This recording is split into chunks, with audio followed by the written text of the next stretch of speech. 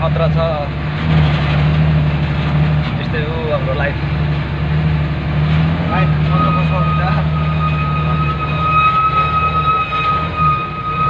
Heavy driver बन्ने भयो भाइ। हेभी ड्राइभर बन्ने पर्ने यसरी टिपर सरर लिएर हिँड्न सकेपछि हेभी ड्राइभर बन्नु पऱ्यो नि त। कति सानो गाडी पनि चलाउनु हो भाइले।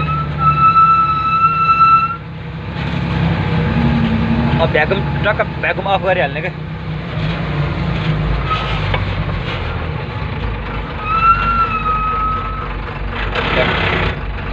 खुट्टा क्रस गर्ने अलि पिकअप लिएर उठाउने।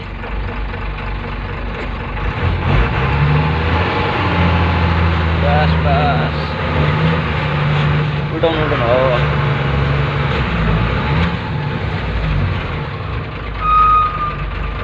त्यतिखेर चाहिँ क्लच छोडिहाल्नु न। क्लच छोडिहाल्नु, ब्रेक हाल्नु। अब सिधा गर्दै आउनु। सजिलो झर्छ कि यति गरेपछि। निमटोलकोलाई हेर्नु अनि यसरी निमटोल हाल्ने के काम केटा। ब्रेकले मेरो ब्रेकले धान्छ भनेपछि मात्रै 2 नम्बर स्वाट तान्ने हो क्या गाडी जस्तो ओह्रालोमा त। त्यही भएर ल त 2 नम्बर तान्ने बित्तिकै क्लच छोड्नुपर्छ। गियरमा छ कि उमा छ थाहा हुन्छ नि त। गियर फाल्न पनि सक्छ क्या गाडीहरूको। के गर्नु।